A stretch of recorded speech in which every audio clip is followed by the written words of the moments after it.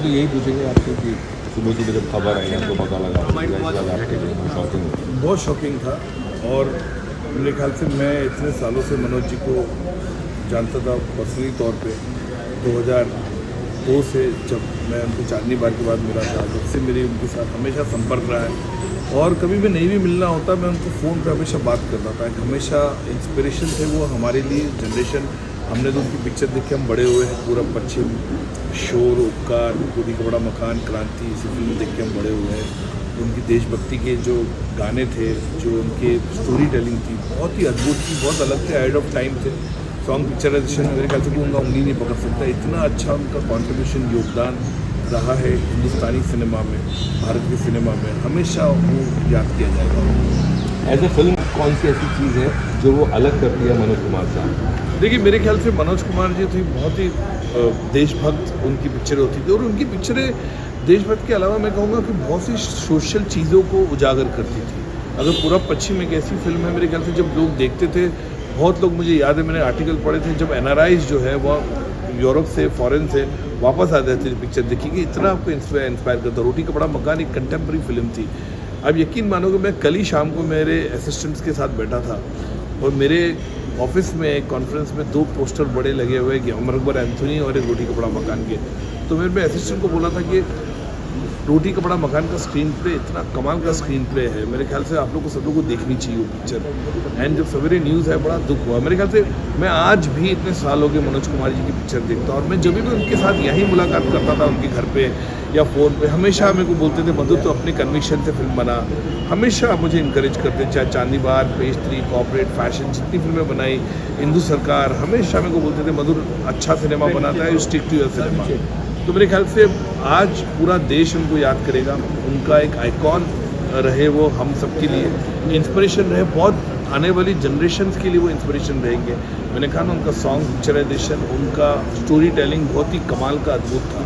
हमेशा लोग उनको याद करेंगे। एज ए एक्टर भी मैं कहूँगा, एज ए एक्टर भी उनकी फिल्में, चाहे गुमनाम हो, वो कौन थी हो, भगत सिंह का रोल कौन भूल सकता है जब हम शहीद पिक्चर देखते हैं। आज भी हम लोग को कई साल तक ऐसा मनोज कुमार ही हमको लगते थे भगत सिंह है, कि वो बचपन में जो उनका गाना देखते थे, रंगे बसंती जो गाना था, इतना फेमस गाना है, तो हमेशा लोग उसे कनेक्ट करते थे। और मेरे ख्याल से आज एक एरा का एंड हुआ है, लेकिन मनोज कुमार जी अपने काम जो उन्होंने किया है, जो उनका कंट्रीब्यूशन रहा है हिंदुस्तानी सिनेमा में, it will be always be remembered. Anecdote तो बहुत है।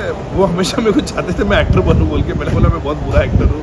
हमेशा बोलता तो एक्टिंग क्यों नहीं करता, एक्टिंग क्यों नहीं ट्राई करता, लेकिन मैंने कहा मनोज जी बहुत ही बुरा एक्टर, मेरे से एक्टिंग नहीं होती, मैं बिहाइंड द सीन ही अच्छा हूँ। ऐसी कई चीज़ें थी, हमेशा मेरे को इनकरेज करते थे। सिनेमा देख के फ़ोन करते थे, ट्रेलर देखते, प्रोमो देख के फ़ोन करते थे। वो हमेशा, मैं कभी भी बोर होता है या उनसे मेरे को बात करनी, कुछ इंस्पिरेशन चाहिए, मैं हमेशा फ़ोन करता, मनोज जी क्या है। तो वो कविता बड़ी अच्छी सुनाते थे, मुझे याद है, बहुत अच्छी अच्छी कविता सुनाते थे। मैं 5-5, 10-10 मिनट में उनका सुनता था कविता। कभी कभी तो ऐसा होता था तो मैं बोलता था मनोज जी रुक जाइए, मेरे असिस्टेंट थे या मेरे साथ लोग हैं, वो भी मैं स्पीकर फ़ोन में डाल देता था, तो कुछ कविता, कुछ शायरी बड़े अच्छे अच्छे सुनाते थे, तो बड़ा मज़ा आता था। वो सब चीज़ मैं मिस करूँगा उनके साथ। आपने अभिनय इंस्पायर्ड थे, उन्हीं को देख के वो फिल्मों में भी आए, नाम भी रखा। तो आप उनके एक्टिंग स्टाइल के जो उन्होंने एंड तक रखा था, कहीं ना कहीं से जो ट्रेजेडी किंग दिलीप साहब, बहुत मेरे ख्याल से बहुत ही कमाल का दिलीप साहब के साथ उनका एक रहा। उन्होंने डायरेक्ट भी किया दिलीप साहब को, और आदमी पिक्चर भी उन्होंने साथ में की, जिसके अंदर दिलीप कुमार और मनोज जी दोनों साथ में थे। बहुत ही कमाल की फिल्म थी वो भी, मुझे याद है। वो पिक्चर मैंने टेलीविज़न पे देखी, दूरदर्शन पे, दोनों का परफॉर्मेंस। उसके बाद क्रांति में साथ में काम किया, और मुझे याद है क्रांति एक ऐसी फिल्म थी जो दिलीप कुमार की जो एंट्री होती है मेरे ख्याल से कमाल की, एंड जो उन्होंने प्रेजेंट किया। मैं कहूँगा मनोज कुमार के गाने मेरे यूट्यूब पे डाउनलोड है, मैं आज भी देखता हूँ, चाहे वो क्रांति का गाना हो, चाहे वो मैंने आज भी वो रिसेंटली मैंने गाना, मेरे ख्याल से कुछ लास्ट वीक ही मैंने वो देखा था अपना, मेरा चना है अपनी मर्जी का जो गाना नहीं है, जिंदगी टूटे, तो बहुत ही कमाल था। लेकिन वो दिलीप कुमार जी और उनका जो गाना था, मेरा चना, हेमा मालिनी जी का, बहुत ही शत्रु जी भी थे उस गाने में। मेरे ख्याल से उनका योगदान, उनका कंट्रीब्यूशन बहुत ही कमाल का रहा है, और उनको हमेशा people will remember his contribution huge. It will resonate today also with all the. आखिरी चीज़ पूछेंगे, वो जगह हमेशा के लिए खाली, हमेशा रहेगी। मेरे ख्याल से कोई नहीं बनाया जो मनोज कुमार जी का जो योगदान है, जो कंट्रीब्यूशन है, मेरे ख्याल से कमाल है। देशभक्ति जो मेरे ख्याल से इन्फ्यूज़ की उन्होंने उस वक्त पे, 80s 70s के सिनेमा में, वो आज भी लोग देखिए, आज भी हम लोग देखते जब 26 जनवरी होती, 15 अगस्त होती, ऐसा होगा नहीं कि मनोज कुमार जी के गाने ना बजे। हर जगह, चाहे किधर भी कोई भी हो, कोई जेल हो, कोई पंडाल हो रोड पे या किधर भी हो, उनकी देशभक्ति के गाने, महेंद्र कपूर जी के जो गाने हैं वो आज भी बजते हैं, वो आज भी कनेक्ट करते हैं। मेरे ख्याल से उनका योगदान बहुत ही हमेशा याद रखा जाएगा। मनोज कुमार जी हमारे बीच में नहीं है, लेकिन हमारे बीच में रहेंगे ऑलवेज। सुबह 3:30 बजे मुझे कुणाल का फ़ोन आया कि हम हॉस्पिटल है, उनका निधन सुबह 3:30 बजे हुआ है। बहुत समय से बीमार थे, बेड रिडन थे, और लेकिन मेंटली बहुत एक्टिव थे। आजकल की फिल्मों के बारे में बातें करना, डिस्कस करना, सब्जेक्ट्स के बारे में बातें करना, he was always alive as far as today's cinema is concerned. And हम जो है वो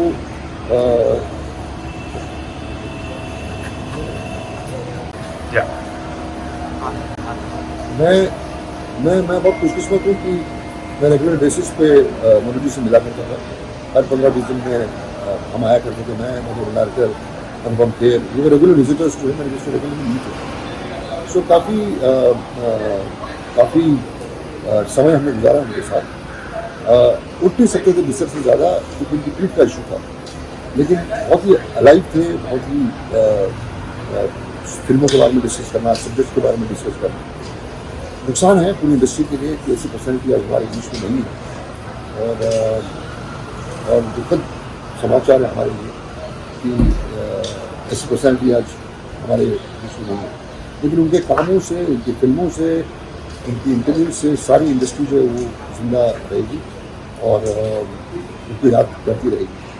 क्रिमेशन उनका कल है, कल 12 बजे कोकनन्स क्रिमेशन ग्राउंड में, विलेपार्ला वेस्ट में, और कल सुबह 9 बजे हॉस्पिटल से हम उनको यहाँ ले आएंगे, उनके पार्थिव शरीर को, और यहाँ से 10 साढ़े 10 बजे हम जाएंगे क्रिमेशन ग्राउंड में। It's a great loss to the industry, और on behalf of FTDR director association, IMPPA producer association और फेडरेशन, हम शुभ प्रकट करते हैं ऐसी हस्ती का हमारे बीच में आज नहीं रहेगी।